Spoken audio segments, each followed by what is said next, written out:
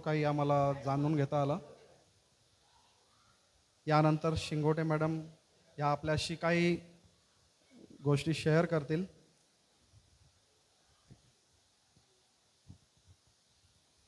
प्रथम सर्व विद्यार्थ्यांचे आभार मानते की आज तुम्ही या कार्यक्रमाला निमंत्रित केलं आणि त्यामुळे तुम्हाला एवढं मोठं सगळ्या ठिकाणी छान छान ठिकाणी तुम्ही कामाला आहात, प्रगती झालेली आहे। एवढंच नाही तर तुम्ही तुमच्या स्वतःच्या मुलांनासुद्धा चांगल्या प्रकारे शिक्षण दिलं, म्हणजे खऱ्या अर्थाने आमच्या शिक्षकी पेशाचं सार्थक झालं आणि त्यामुळे मला खूप खूप आनंद झाला।